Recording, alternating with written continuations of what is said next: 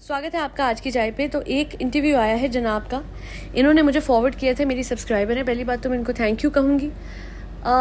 मैंने जब इंटरव्यू देखा तो मैं हैरान रह गई। बहुत सारे क्लेम्स, बहुत सारी बातें जनाब ने इस इंटरव्यू में करी हुई है।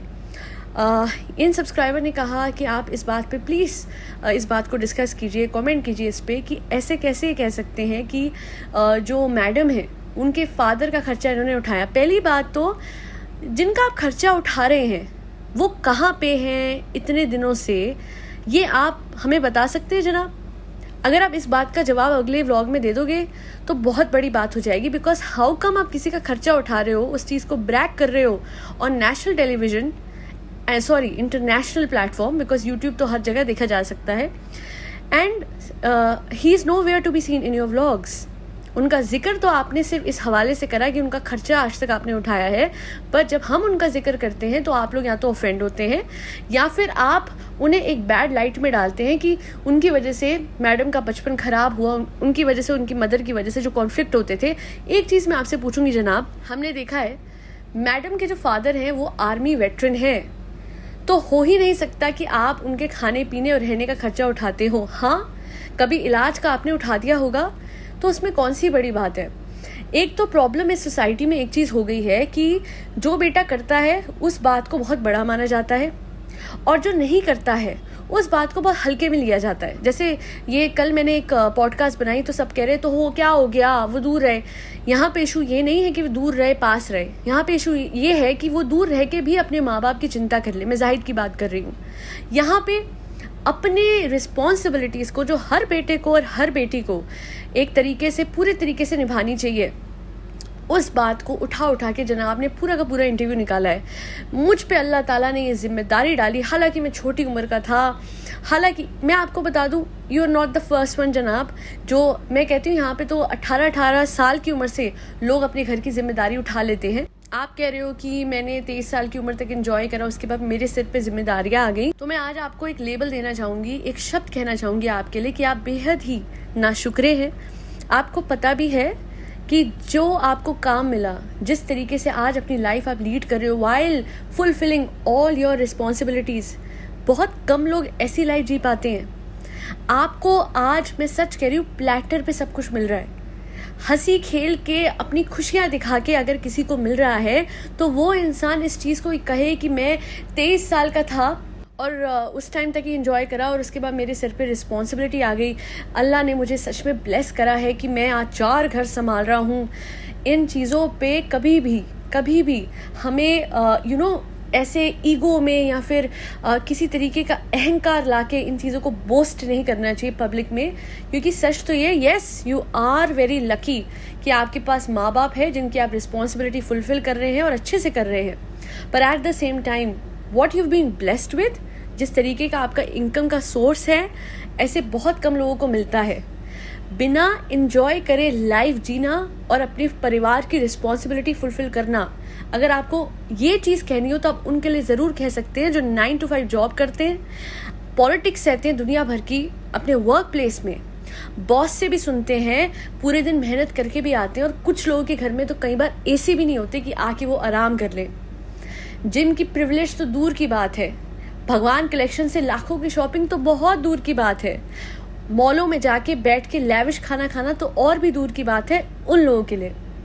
उन लोगों से पूछिएगा कि थक के आने के बाद भी घर में जब वो ये देखते हैं कि गरीबी है तो अगले दिन उन्हें फिर मेहनत करने के लिए सुबह निकलना होता है, बिकॉज कोई उन पे ऑप्शन नहीं है। आपकी पीठ में ज़रा सा दर्द होता है, 3 दिन की छुट्टी ले लेते हो, कहाँ से, जहाँ पे अगेन आपको जाके एसी में बैठना है, 2 शॉट देने वापस आ जाना है। I know life of an actor is not easy, but you don't realise कि कितने लोगों के कंपैरिजन में आपकी लाइफ कितनी इजी है। और आपने चूज़ किया था ये सीरियल, ये शो करने के लिए, वरना जितना आप व्लॉगिंग से कमा रहे थे आप आराम से आज तक भी उतना कमाते। वो आपकी एक मेल ईगो थी जो आपको बूस्ट करनी थी, बिकॉज आज तक मैडम को ही काम मिल रहा था। हम आपकी शक्ल देखते थे, आपकी हालत देखते थे जब मैडम जाती थी काम पे और आपकी क्या हालत होती थी। आप ये कहते हो कि आज वो हाउसवाइफ रहना चाहती है तो क्या इशू है?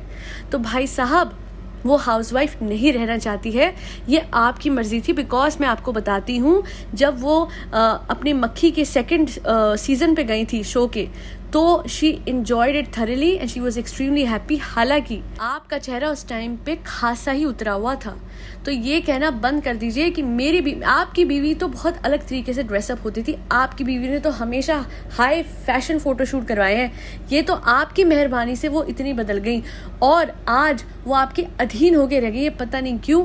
But let her time come, let this phase pass and let me tell you, after the delivery of a kid she will change completely। और फिर मैं भी देखती हूँ कितनी हाउसवाइफ बन के रहती हैं। अगर आप कह रहे हो अपने इंटरव्यू में that she has faced anxiety, तो ऐसा कतई कुछ नहीं था। उस टाइम पे बेसिकली हुआ ये था कि इन्हें अपने बिग टॉस के बाद एक सीरियल मिला था, उस सीरियल में इन्होंने हैवी डाइट की थी। Heavy diet in the sense extremely low fat diet पे चली गई थी, जो कि थी कैलोरी डेफिसिट, जिसकी वजह से इनको कमजोरी रहती थी, वरना ये तो अभी तक काम कर रही थी। और कमज़ोरी के टाइम मुझे याद है बेहोश होकर गिर गई थी, तो वो सिर्फ एक डाइट की वजह से था।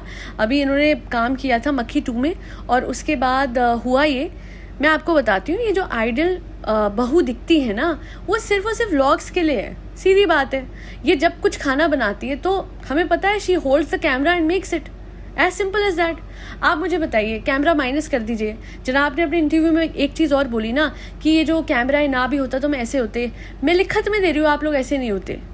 ये जो कैमरा है आज है, ये जो ऑडियंस है आज है, ये जो कमाई आ रही है, तभी आपके व्लॉग्स हैं, तभी आप लोग इतने कॉर्डियल दिखते हो। वरना हमने देखा है कि पिछले दिनों क्या हो रहा था। मैडम की आंखों में अवार्ड फंक्शन के दिन अंदर जाते हुए भी आंसू थे, या पता नहीं वो गुस्सा था। और जो लास्ट में उन्होंने करा वो हम आज भी नहीं भूल सकते। उस दिन उनसे ये पूछा गया कि मैडम आपको कैसा लग रहा है अवार्ड मिला, तो उन्होंने बोला उनसे पूछिए जाके जिन्हें अवार्ड मिला है। वो उनके हस्बैंड थे। जनाब आपको ही तो मिला था। rather than taking your name or being happy about it, she was in a rage. Some sort of anger was there in her with respect to I don't know what, but उस दिन कुछ तो हुआ था। और आपने बाद में कहा भी था कि होते रहते हैं हम दोनों के बीच में झगड़े। और वहाँ से आपकी जो फैमिली है उसका पूरा कहते ना काया पलट हो गई 20 दिन के अंदर। सो ये सब बातें आप, अच्छा जो आप कह रहे हैं कि आपने फादर का खर्चा उठाया उनके एंड ऑल ऑफ दैट, या फिर आपने और मैडम ने मिलकर उठाया, तो मैं आपको बता दूं कि मैडम ने ही आज तक मेजॉरिटी ऑफ खर्चे उठाए हैं। कितनी इन्वेस्टमेंट्स लगातार मैडम तब से लेके अब तक करती आई हैं just to please your family, because as she said कि उनका बचपन माँ बाप के कॉन्फ्लिक्ट्स में निकला, तो अब वो जितना हो सकती है वो करती है ताकि ये फैमिली बनी रहे। एंड साथ ही साथ we can not ignore the fact कि फैमिली के लिए कुछ करना, किसा के आन के लिए कुछ करना, बहन के लिए कुछ करना, माँ के लिए कुछ करना, पापा के लिए कुछ करना, ये सब कंटेंट ही तो है। At the end of the day सब कुछ कंटेंट में दिखाया जाता है, और हर चीज़ से आजकल वो शब्द है ना कंटेंट मिल्क किया जाता है। So keep doing that till you can. अच्छा, ये जो भैया है, जनाब है, इन्होंने एक बात और बोली है कि साहिबा ने तो अब कमाना शुरू करा। भाई साहिबा तो कहती है कि मेरा जो हस्बैंड है, जो तब उनका ऑब्वियसली फ्रेंड रहा था, वो रिचार्ज कराता था मेरे मोबाइल को, मतलब मेरे फ़ोन के रिचार्ज तो उसने कराए हैं। तो जनाब आपने खर्चा कहाँ उठाया अपनी बहन का? अभी पीछे मैंने पॉडकास्ट में बात हाईलाइट की थी कि ये जो घर का पेंट तक था वो एक बार साहिबा ने खुद किया था ईद के टाइम पे, बिकॉज घर को पेंट की ज़रूरत थी। जब आप अपना घर इतनी बार रेनोवेट करवाते हैं, तो माँ के घर में 4 लाइट लगवा के आपने उस टाइम पे रेनोवेशन की थी बाद में, क्योंकि आपको दिख गया था कि अरे साहिबा ने पेंट कर दिया, अब हमारी थू ना हो जाए। उसके बाद मैं आपको एक और चीज़ बता देती हूँ जनाब, जो अब आप कर रहे हैं। अपने घर के लिए आपने हायर किया है एक इंटीरियर डिज़ाइनर, लड़की है और एक लड़का है ना, तो एक कंपनी को हायर किया आपने, right. On the other hand mummy के घर के लिए कोई इंटीरियर डिज़ाइनर हायर नहीं करा आपने। सिर्फ ऊपर के घर में इंटीरियर डिज़ाइनर की ज़रूरत होती है, कमाई में तो आपकी कोई फ़र्क नहीं है, ऊपर वाले की कृपा है आप पे। तो माँ और बीवी के घर में इतना भेदभाव क्यों? आप चाहते तो जिस इंटीरियर डिज़ाइन से ऊपर का घर बन रहा है उससे नीचे का भी बनवा लेते। आपने तो खरीद लिया है ना। जब तक रेंट पे था तब तक हमें समझ में आता था जी आप बहुत कुछ नहीं करा रहे हो, ये भेदभाव क्यों रखना है? फिर आप बोस्ट भी करोगे इस बात को कि देखो मैं कितना करता हूँ। किरण, पता नहीं बच्चों को आजकल माँ बाप के लिए कुछ करने के लिए एहसान क्यों लगता है। भाई माँ बाप अपना पेट काट के तुमको खिलाते हैं। इन जनाब की तो हिस्ट्री रही है कि क्योंकि इनको लोकल ट्रेन में नहीं ट्रैवल करना था, इनका दिल घबराता था, तो इनके पापा ऑलमोस्ट अपनी पूरी सैलरी इनको भेजते थे कि जा बेटा टैक्सी में आना जाना कर, अपने ऑडिशन दे। जो माँ थी उन्होंने अपने ज्वेलरी आई गेस बेच दी थी, ये बात आप करते हो। तो सब कुछ माँ बाप दे देते हैं। तो आज भगवान ने सब कुछ आपको दिया है, हद से ज़्यादा दिया है, कर रहे हो तो कोई बड़ी बात नहीं है। और जहाँ तक बात रही, आप ये कहते हो कि आपने वो 4 घर टोटल संभाले इंक्लूडिंग मैडम के मम्मी पापा का, तो फिर आपको ये बात कहनी ही नहीं चाहिए थी, बिकॉज हम जानते हैं कि मैडम ने ही सब कुछ आज तक अपनी कंधों पे उठाया हुआ था। दोनों बच्चों का एडमिशन करा के पढ़ाना मैडम के बल पे हुआ। आपके पास, आपने खुद कहा था गाड़ी लेने के एक टाइम पे पैसे नहीं थे, तो मैडम ने आपको पूरे पैसे करके दिए। मैडम ने घर खरीदा सबके रहने के लिए, काफ़ी टाइम तक लोग वहाँ पे रहे। उसके बाद नीचे रेंट का खर्चा आप लोगों ने, हाँ आज तक आपने ये बात एक्नॉलेज ही नहीं करी कि आपकी बहन की वजह से आप दोनों को ये व्लॉगिंग का रास्ता दिखा। तो क्रेडिट आइदर आपकी मैडम को या आपकी सिस्टर को जाता है। आप तो वो खुशकिस्मत हैं जिनको खुशकिस्मत लोग अपनी लाइफ में मिले हैं, जो आपकी लाइफ में कहीं ना कहीं आपके लिए एक रास्ता बनाते गए जिस पे आप चलते गए। बस I am not reducing your hard work जो आपने एज एन एक्टर करा हो। आप जहाँ से आए बड़ी बात थी। ऑफकोर्स गाँव से कोई आता है, नाम बनाता है शहर में, it is a big deal. But अगर आप ये कह रहे हो कि हमने 4 घर के खर्चे उठाए और इन्जॉय करना, लाइफ को इन्जॉय करते हुए कमाया है आपने, बिना एंजॉय करे नहीं कमाया। और इसके लिए आपको ऊपर वाले का हमेशा लाख बार आप जितना शुक्रिया करो कम है कि आपकी एंजॉयमेंट बननी हुई, कि आप खुशी हंसी दिखाते हुए आगे बढ़ गए और अपने व्लॉग्स के जरिए आपने कमाया। You got a very easy medium. और बाकी मुझे एक ही चीज़ कहनी है कि आज आपने इतनी बड़ी बात की है कि आपने आज जो मैडम के पापा है उनका खर्चा आपने गिनवा दिया, बता दिया, ठीक है। तो अब आप एक काम कीजिएगा, क्योंकि आपने अंकल जी को अपने काफ़ी व्लॉग्स में पहले लिया था, तो हमें टोटल करके बताइएगा कि उस हर व्लॉग में से आपने कितना कमाया है, ठीक है। तो फिर आपको समझ में आएगा कि एक्चुअली कमाई किसने किसको करके दी। आपने उनको दी या उनके ज़रिए आपने कमाया, या मैडम की मदर का जब जब बर्थडे मना या जब जब उनकी एंट्री हुई तो उस थंबनेल से कितने लोगों ने वो वीडियो क्लिक करा। तो उसके बाद आपको समझ में आएगा कि अगर सेक्लूजन में आप व्लॉग्स बनाने चलो ना, जिसमें सिर्फ आप ही आप हो, तो कोई नहीं देखेगा। ये पूरी फैमिली, एक एक इंसान कंट्रीब्यूट कर रहा है आपके व्लॉग्स में। So eventually you should be thankful to everyone and do not show off the fact कि आपने बहुत कुछ करा, बिकॉज सच तो ये है कि ऊपर वाले ने आपके लिए बहुत कुछ किया, वरना आप कुछ नहीं थे। हम लोग कुछ नहीं होते, हम इंसान कुछ नहीं होते, ऊपर वाले की करम की वजह से होते हैं, जो कि हमें लाइफ में उन्होंने इतना कुछ दिया होता है। बट जो दिया होता है उसके लिए सिर्फ और सिर्फ हमें ऊपर वाले का शुक्र अदा करना चाहिए, दैट्स ऑल, विदाउट शोकेसिंग इनका अहंकार या ईगो। बाकी आप अपना ओपिनियन कमेंट सेक्शन में दीजिएगा विद रिस्पेक्ट टू जनाब और उनके क्लेम्स कि भैया मैं पापा का खर्चा उठाता था, अपने भी और अपनी मैडम के भी, मतलब मैडम और वो मिलके। उनके प्रिसाइज वर्ड ये थे, क्योंकि मुझे मिसलीड नहीं करना, तो उन्होंने ये कहा कि मैं और मैडम जो है 4 घर का खर्चा उठाते थे। एंड वो जो डिशुम वाली बात है उस पर तो मैं क्या ही कमेंट करूं कि डिशुम की आवाज़ आ रही है बच्चे की किक मारने की।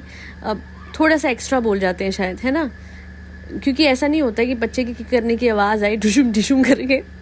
शायद हो सकता है टूनी का एक्शन शूट कर करके जो हमारे जनाब हैं किरण, वो और ड्रामेटिक हो गए। कभी मैडम कहती हैं कि स्कैन जब हो रहा था तो सारा हॉस्पिटल खड़े हुए कह रहा था कि बहुत शैतान है ना, शक्ल नहीं दिखाता, फेस नहीं दिखाता। कभी मैडम और जनाब ये कहते हैं कि बच्चे के नेल्स विजिबल थे, छोटे छोटे नखून, छोटे छोटे हाथ तो चलिए दिख सकते हैं, बट नखून और इतने छोटे छोटे डिटेल्स भी दिख रहे थे उनको स्कैन्स में। और कभी ये डिशूम वाली बात, तो इन लोगों की बातें नॉर्मल लोगों से बहुत हटके होती है। अब ये तो हम समझ ही चुके हैं बहुत सारी इनकी बातों से। तो मुझे कमेंट सेक्शन में ये भी बताइएगा कि आपको इनकी सबसे यूनिक बात कौन सी लगी, जो कभी किसी के साथ नहीं हुई बट इन लोगों के साथ हुई है, और आपको ये लगा कि ऐसे कैसे हो सकता है। That'll be all. Do like, share and subscribe to आज की चाय. Thank you so much for tuning into आज की चाय podcast.